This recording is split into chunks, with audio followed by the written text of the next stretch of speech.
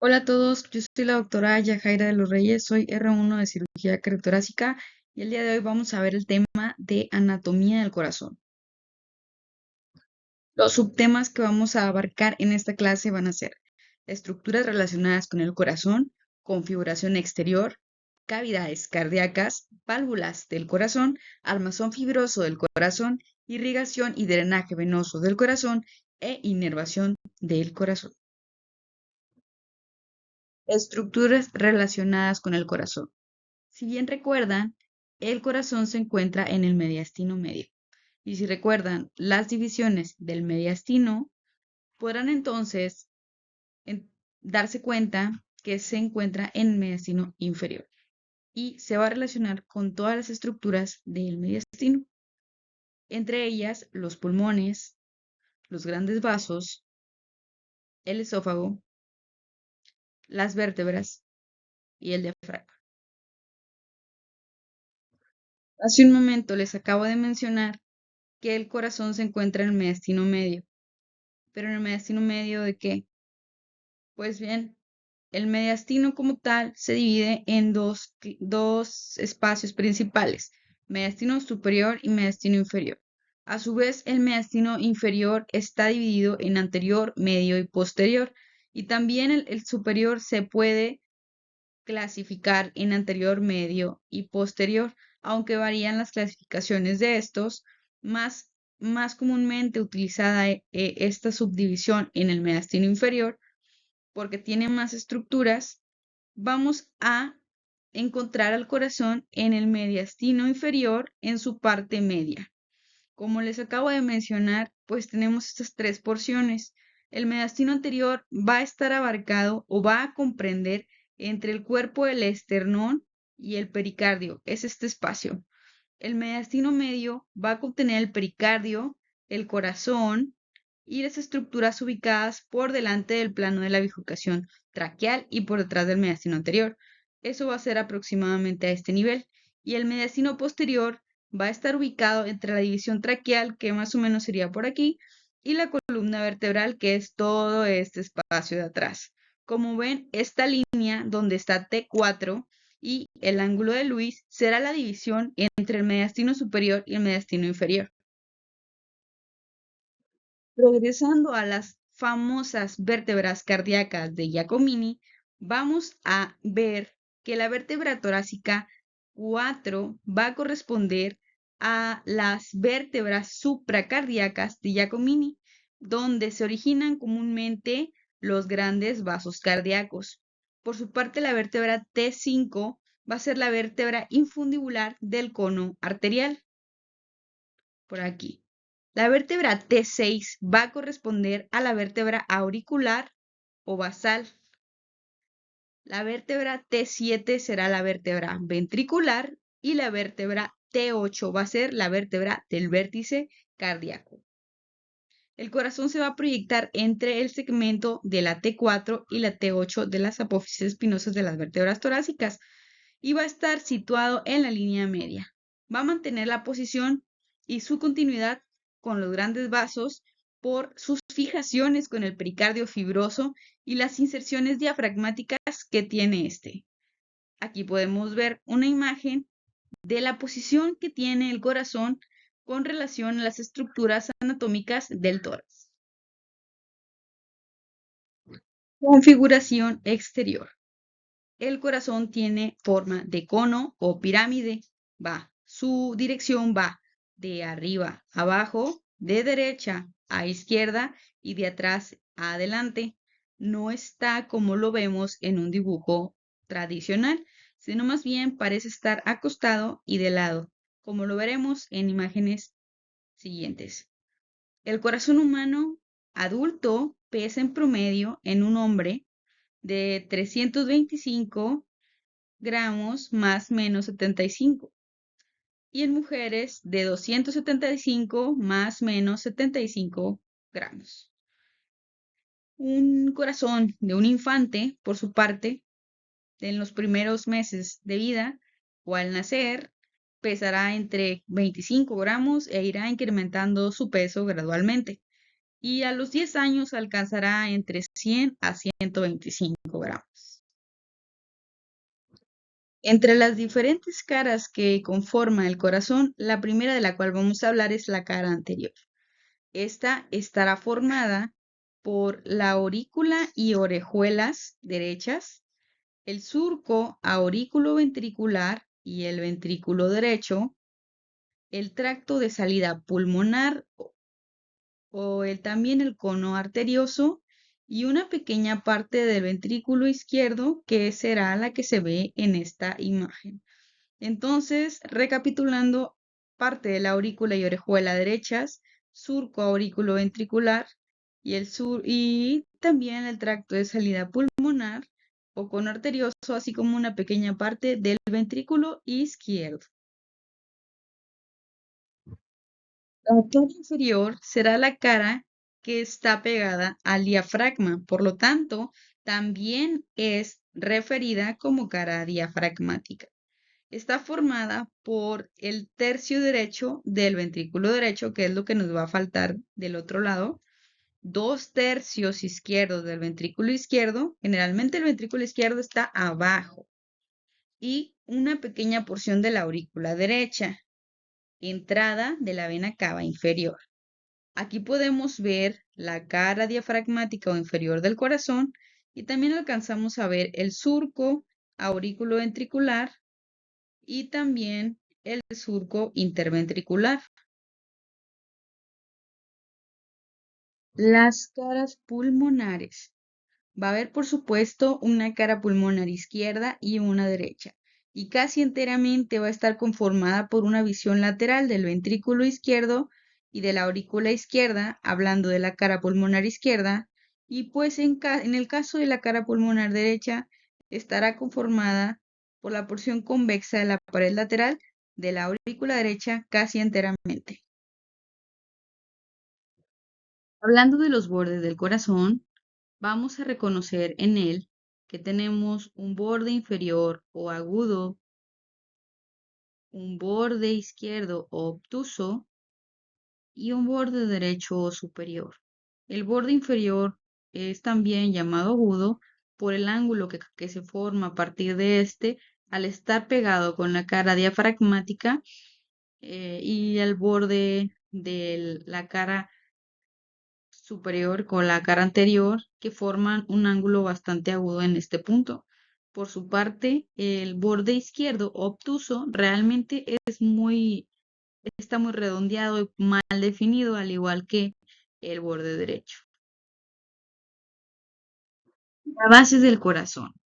Esta va a estar formada por el ventrículo izquierdo, los surcos aurículo-ventricular e interventricular posterior. Aquí está la cara posterior.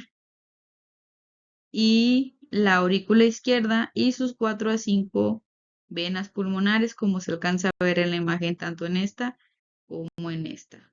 Así como también se alcanzará a apreciar una porción de la aurícula derecha. La punta o ápex estará formada por la unión de los bordes izquierdo e inferior del corazón, más o menos va a llegar a dar la punta en el quinto espacio intercostal izquierdo. Bueno, muy bien. Recapitulando, vamos a tener en el corazón una superficie anterior o cara anterior, una superficie diafragmática o cara inferior, una cara pulmonar izquierda, una cara o superficie pulmonar derecha, una base que va a estar por la parte posterior, un vértice o punta, un margen obtuso, redondeado, aquí no se ve redondeado, pero bueno, es un esquema, un borde inferior o agudo y en este caso un borde derecho. Continuando con los surcos del corazón, tendremos de relevancia clínica el surco interventricular que vemos en esta imagen y en esta otra, el surco auriculoventricular que lo vamos a ver desde aquí y se va a completar de este lado, que por supuesto va a dividir las aurículas de los ventrículos. Por su parte, el interventricular dividirá un espacio ventricular del otro, y el surco interauricular, que va a dividir una aurícula de la otra. Aquí se aprecia mejor. Esta otra imagen se ve pues un corazón partido a la mitad, donde se ven sus cuatro cavidades, las dos aurículas y los dos ventrículos, y por supuesto se puede ver aquí el, pues el tabique. Ahora sí que por dentro serían tabiques y por fuera serían surcos. Aquí se les muestra una imagen un poco más realista y algunas características de estos tabiques, ya hablando de los tabiques, es decir, por dentro, el tabique, por ejemplo, interauricular, que divide pues una aurícula de la otra, va a encontrarse sobre el ventrículo derecho, y en este se va a encontrar la fosa oval de interés y de relevancia y desarrollo embriológico. El tabique interventricular, este que vemos por aquí, va a tener una superficie delgada y membranosa superior. Ajá. Mientras que la inferior se va a encontrar, de hecho, más gruesa y muscular. La pared interna del ventrículo pues va a ser parte de ese tabique. Como pueden ver en esta imagen, de cada lado, las características del ventrículo, de cada uno de los ventrículos, pues será distinta. Por su parte, el ventrículo izquierdo pues es más musculoso, es más poderoso, y el ventrículo derecho está más trabeculado y tiene más pues una característica de las paredes más delgadas. Ahora nos vamos con las cavidades cardíacas. Tenemos, por supuesto, dos aurículas y dos ventrículos. Las aurículas van a ser derecha e izquierda, y por su parte, por supuesto, los ventrículos derecho e izquierdo. La aurícula derecha. Vamos a hablar primero de sus características externas. Entre ellas, pues aquí se alcanza a ver la llegada de la vena cava superior y también de la vena cava inferior. Tenemos también visualizándose exteriormente el surco terminal. Aquí ya se ve por dentro, entonces sería por fuera. El surco terminal, el surco coronario que va a separar la aurícula derecha del ventrículo derecho. La orejuela derecha que se visualizaría a este nivel, y pues bueno, tiene relación con la aorta ascendente y con el ventrículo derecho. Las características internas de la aurícula derecha, de las más sobresalientes, mencionaré las siguientes. La cresta terminal, que marca pues el punto de diferenciación entre la aurícula y el ventrículo, donde a partir de este, en la parte inferior, empiezan a visualizarse los músculos pectíneos por su forma de peine. También tenemos la fosa oval, formada por el desarrollo adecuado del septum primo y septum secundum en el desarrollo embrionario. Tenemos la válvula de Eustaquio, que se va a ver por aquí, que es la válvula de la vena cava inferior, por aquí. La válvula de Tevesio, que es la que se encuentra en el seno coronario, aquí mero, y el nodo o el nódulo sinusal, que se va a encontrar en el surco terminal, en la base de la vena cava superior. Va a estar por acá el nódulo sinusal. También vamos a hablar de otras estructuras relacionadas con el nodo auriculoventricular en la siguiente diapositiva. Eso que les quería hablar es del triángulo de Koch, que está ubicado en la parte anteroinferior de la aurícula derecha y va a estar limitada por estructuras que ya mencionábamos previamente: la valva medial de la válvula tricuspidia, el occipital, el tendón de Todaro, que es el que ya habíamos mencionado previamente, y la válvula de Tevesio. En, en el vértice de este triángulo se va a encontrar el nodo auriculoventricular, una estructura de bastante relevancia en cirugía cardíaca, ya que si no tenemos el adecuado cuidado en la disección y manejo de esas estructuras, podríamos lesionarlo y provocar arritmias cardíacas postquirúrgicas. Ahora hablaremos del ventrículo derecho. Entre sus características externas más sobresalientes tenemos la existencia del surco auriculoventricular, que dividen las aurículas de los ventrículos y el borde agudo del corazón, que es el que ya les mencionaba previamente. Ahora, hablando de las características internas, vamos a tener la cresta extraventricular, que será esta que se encuentra aquí, el tracto de entrada o el área que está trabeculada, que es todo esto que está por acá, el infundíbulo o que está aquí, que es el tracto de salida liso, y el tracto de salida de la válvula pulmonar. Esta es la válvula. Ahora, en esta región y en general, hablando de los músculos papilares, vamos a tener de tres tipos. Músculo papilar de primer orden. Estos van a ser los que van a sostener como tal las cuerdas tendinosas. Estos de aquí. En el ventrículo derecho, correspondientes a la válvula tricúspide, van a ser tres, el anterior, el posterior y el septal. Los músculos papilares de segundo orden van a ser los que unen a los de primer orden o los de primer grado y hacen de puente entre ellos. Pueden estar uniendo uno con otro. Y por último, el músculo papilar de tercer orden solamente son de relieve. La aurícula izquierda, entre sus características externas más sobresalientes, podemos tener las cuatro venas pulmonares que básicamente abarcan la totalidad de la aurícula izquierda. Y sus características internas van a ser que pues tenemos la orejuela izquierda, que va a tener una morfología así como alada, que parece una alita, una oreja de perro. También tenemos las venas de Tevesio, que van a ser múltiples venas, que van a pues ayudar al drenaje venoso del corazón. Los orificios de las venas pulmonares, pues por dentro, lógicamente, la apertura de la válvula mitral, aunque aquí ya se alcanza a ver en su parte ventricular, pues en la área auricular se podría alcanzar a ver la apertura y por supuesto la cara superior va a ser lisa. Por su parte, el ventrículo izquierdo, pues va a tener sus propias peculiaridades, entre ellas que las paredes, por ejemplo, van a estar pues mucho más carnosas y fuertes, más musculosas, excepto en la parte superior interna, que va a ser el tracto de salida.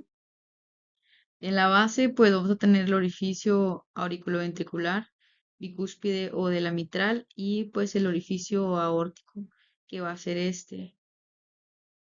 Vamos a tener las válvulas sigmoideas con los nódulos de Arancio, de las cuales vamos a hablar más adelante, y el seno de Valsalva, que también lo vamos a mencionar más adelante. Ángulos, pues ya los mencioné, y el vértice óptico. Aquí podemos ver en una vista lateral cómo se encuentra la válvula mitral, que la que también vamos a hablar más adelante, con sus músculos papilares, las cuerdas tendinosas unidas a ellas, que le van a dar esta configuración tan poderosa de nuestro ventrículo izquierdo. Es bien importante esta imagen porque cuando hablamos del corazón nos imaginamos que una estructura está justo arriba de la otra cuando hablamos del lado derecho o lado izquierdo, y la realidad es muy distinta a lo que muestran como tal los libros. Ni la posición del corazón está como la muestran los libros, o al menos no los que están básicos, ni tampoco la posición de las válvulas ni los tractos de salida. Como pueden ver en estas dos imágenes aquí, sí se alcanza a ver las válvulas tricúspide y mitral en una posición más horizontal, pero básicamente los tractos de salida de la aorta y de la válvula pulmonar están casi arriba uno del otro, lo cual dificulta un poco el hecho de, pues, poner en un diagrama sencillo cómo están ubicadas estas dos. Es cuestión de acostumbrarse. La válvula tricúspide, también conocida como válvula auriculoventricular derecha, por supuesto va a impedir el reflujo retrógrado de la sangre del ventrículo derecho hacia la aurícula derecha, pues va a tener tres cúspides que van a ser la anterior o superior, la septal, y la posterior o también inferior, como sea que la quieran llamar. Vamos a dejarlo en anterior, septal y posterior. Estas, por supuesto, van a estar asociadas a tres músculos papilares principales o de primer orden, que van a ser el anterior, el medial y el septal. Ahora hablando de la válvula aórtica, pues esta va a impedir el reflujo de la sangre desde la circulación sistémica hacia el ventrículo izquierdo y va a tener tres válvulas, la coronaria derecha, la coronaria izquierda y la no coronariana. Aquí podemos observar los orificios o el tracto de salida de las arterias coronarias, tanto el derecho como el izquierdo. Es importante observar estos orificios al momento de hacer cualquier tipo de intervención en esta área, ya que por supuesto el que se obstruya la salida del mismo, pues provocaría que tengamos un infarto. Esto que se alcanza a ver aquí, estos nódulos o cuerpos de Arancio, al unirse, cuando la válvula, por supuesto, se encuentra en posición normal, no está como ahorita que estamos visualizándola abierta, al unirse, pues obviamente forman pues un componente que va a evitar que el reflujo en la parte central de la válvula aórtica, evitando así que regrese el flujo de sangre al ventrículo izquierdo. La válvula aórtica no tiene relación con los músculos papilares coronarios. Es una válvula semilúnar.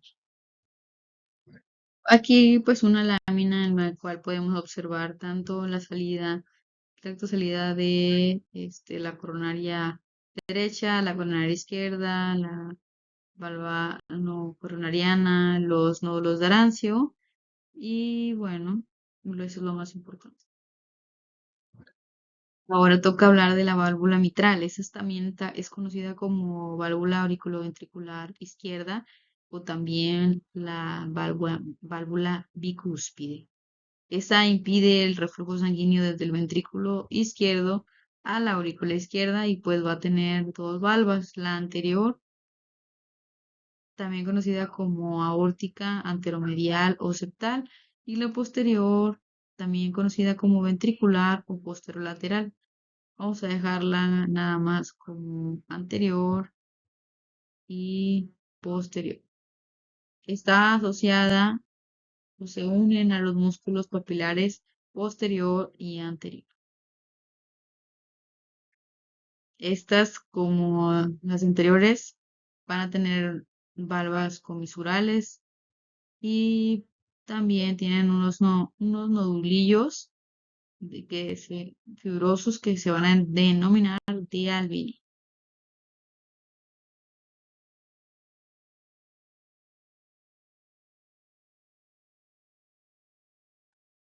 Esqueleto fibroso cardíaco. Estos elementos fibrosos que se observan en la imagen van a proporcionar puntos de origen e inserción de las bandas musculares que forman las paredes de las cavidades, así como también un tabique para la conducción eléctrica del corazón y también pues un punto de fijación para los músculos papilares. De estos, pues vamos a mencionar lo más importante nada más, y es que tenemos el trígono fibroso derecho, el trígono fibroso izquierdo y el tendón del cono. El trígono fibroso derecho es este que está por acá.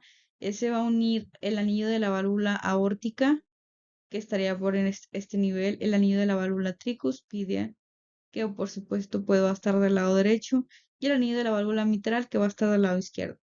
El trígono fibroso izquierdo, que está por este lado, va a unir el anillo de la válvula, el anillo mitral y el anillo aórtico. Y el tendón del cono, que es este que está de este lado, va a unir la válvula aórtica que está aquí con la válvula pulmonar.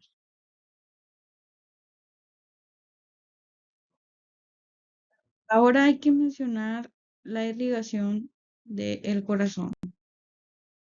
Y vamos a tener una arteria coronaria derecha y una arteria coronaria izquierda, de las cuales se van a dividir en varias ramas, de las cuales voy a hablar a continuación. Hablando de la arteria coronaria izquierda, pues esta va a salir del seno de Valsalva a nivel de la valva coronaria izquierda, que nos va a dar y casi inmediatamente una rama que es la descendente anterior, y posteriormente se va a dividir en otra que va a ser la circunfleja. La arteria descendente anterior a su vez va a dar 4 a 6 ramas septales y otras 4 a 5 ramas diagonales, que van a ser las de este lado. Por su parte, la descendente anterior pudiese llegar hacia el lado posterior del corazón y anastomosarse con la descendente posterior. La circunfleja, pues se va por el surco auriculoventricular y da la vuelta para la cara posterior del corazón, siguiendo el surco auriculoventricular hasta la cruz del corazón, donde pudiese bien o no convertirse o dar la arteria coronaria, la arteria descendente posterior. Esto solo sucede en un 15% de los pacientes aproximadamente. Y bueno, aquí en esta imagen tridimensional podemos ver cómo va saliendo la arteria coronaria izquierda y da la arteria descendente anterior y pues por acá se va la circunfleja. Esta es la arteria coronaria derecha, rama del descendente anterior y pudiese que esta sea, me imagino que es la circunfleja. Aquí esto es un arco anastomótico de Vieussens, de las arterias de Vieussens, que es una de las pues anastomosis que puede hacer como tal el corazón. Hay varias, pero esa es una de las más conocidas.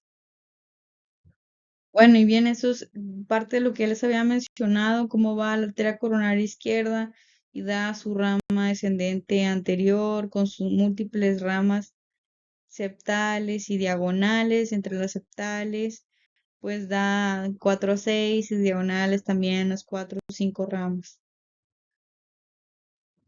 Y hablando de la circunfleja, pues es importante mencionar que las principales ramas colaterales que va a tener la circunfleja van a ser las marginales obtusas en número variable dependiendo del caso. Y como les mencionaba, solo en un 10 a un 15% de los casos da la descendente posterior que sea derivada de la coronaria izquierda, generalmente es derecha. Hablando como tal de la coronaria derecha, pues va a ir por el surco aurículo ventricular y nos va a dar la rama del cono, en la mayor parte de los casos. También la rama del nodo sinoauricular va a escurrir y se va a ir a la parte posterior del corazón, también por el surco aurículo ventricular y va a dar una rama marginal aguda por todo el borde agudo del corazón. Se va a ir hacia atrás y posteriormente, ya cuando llega a la cruz del corazón, pues pudiese o no dar una rama del nodo AB y ahora sí que en un 80 a 85% de los casos va a dar la arteria descendente posterior, o que pues muchas veces se van a estomosar con la arteria descendente anterior, que va a ser pues ya en la sección inferior del ventrículo. Aquí como a forma de diagrama tenemos la arteria coronaria izquierda con sus ramas colaterales que van a ser principalmente la arteria adiposa izquierda de Vieussens, la arteria del ventrículo izquierdo que va a tener una rama lateral, las arterias del ventrículo derecho que va a tener una rama del cono arterioso, una rama anastomótica para la marginal derecha, no son constantes pero pueden estar, y las ramas interventriculares septales. Como ramas terminales vamos a tener la descendente anterior y la circunfleja, que son las más importantes este lado de aprender. Y la rama circunfleja pues va a tener ramas auriculares y ventriculares. Entre las auriculares más constantes, en un 45% de los casos va a dar la rama del cono sinusal, la rama auricular intermedia y la rama auricular anastomática o de Kugel. Y de entre las ramas ventriculares va a dar la rama marginal izquierda. El hecho de que salga de un lado u otro, la arteria, descendente posterior, va a dar la dominancia a, pues, sistema circulatorio arterial del corazón. En la mayor parte de los casos, el corazón tiene una dominancia derecha, es decir, que, pues, aquí viene, todo el territorio que está en rojo corresponde a, pues, cómo se encuentra la localización de la arteria coronaria derecha y que por supuesto en este caso pues va a dar la descendente posterior y va a abarcar la mayor parte de irrigación del corazón. En esta otra va a ser de dominancia izquierda, donde como pueden observar La mayor parte de la irrigación va a estar dada por la coronaria izquierda y que nada más una pequeña porción del ventrículo derecho va a estar irrigado pues por la coronaria derecha. Y de distribución equilibrada está dado por múltiples asociaciones y anastomosis que pues ya ha estado por genética donde aproximadamente está 50-50, casi siempre abarcando una parte del ventrículo contralateral y no exclusivamente el ventrículo de la arteria cuyo nombre tiene, es decir, derecha o izquierda. Con respecto al drenaje venoso del corazón, lo que más interesa saber es que casi siempre acompañan el recorrido arterial y que van a desembocar, por supuesto, en el seno coronario, en la aurícula derecha. Ya habíamos hablado que ahí está el seno coronario, incluso tiene una válvula, y bueno, va a ser ahí donde van a desembocar las principales ramas hablando del sistema venoso son la vena cardíaca magna o la mayor, que ahí también tenemos la vena oblicua o de Marshall y la vena marginal o de Galen. Hablando del sistema de conducción eléctrico del corazón y a grandes rasgos, hay que decir, es importante que pues se va a producir todo el impulso eléctrico en el nodo sinusal o nodo de Katy-Flack, que va a estar, como lo habíamos mencionado, pues la base de la vena cava superior en la unión de la aurícula derecha. De aquí del nodo sinusal va a dar sus tres haces interauriculares de Bachmann, Weidenbach y Torel. El de Bachmann va a tener un haz, otro haz que va a ir a la aurícula izquierda y va a terminar la despolarización de la misma. Mientras tanto, los otros dos va a conducir su impulso eléctrico al nodo auriculoventricular, que ya dijimos que está en el triángulo de Koch, y de aquí a las de His, rama izquierda y derecha, para despolarizar los ventrículos y posteriormente dirigirse a las fibras de Purkinje. Hablando a grandes rasgos de la inervación del corazón, sabemos y podemos decir que hay nervios cardíacos del simpático y del vago, plexos cardíacos y ramas de los plexos cardíacos. Los nervios cardíacos van a tener origen en los ganglios cervicales superiores, medio e inferior del tronco simpático y van a inervar principalmente grandes vasos. Los nervios cardíacos superiores del vago van a nacer en el segmento superior del vago a alturas bastante variables. Los inferiores van a provenir del laringeo recurrente a la derecha y del vago intratorácico a la izquierda. Y los nervios torácicos se van a originar del nervio laringeo recurrente a la izquierda y del vago intratorácico a la derecha. La mayoría pasan delante de la aorta, como se puede ver en esta imagen. De los plexos cardíacos tenemos el superficial anterior o preaórtico y el plexo profundo posterior o retroaórtico. Estos dos plexos se comunican entre sí por ramos que pasan debajo del arco aórtico y forman el plexo subaórtico mediante el ligamento arterioso arriba y a la derecha de la arteria pulmonar izquierda. Y pues será importante recordar que si dañamos alguna de las estructuras nerviosas asociadas a las estructuras donde están, por ejemplo, el nervio vago en su sección antes de llegar al diafragma, podemos provocar una parálisis diafragmática y en otras secciones podemos provocar deficiencia motora sensitiva o de alguna respuesta vagal que tengamos en el corazón. Y bueno, llegamos al final de este video. Espero que les haya gustado.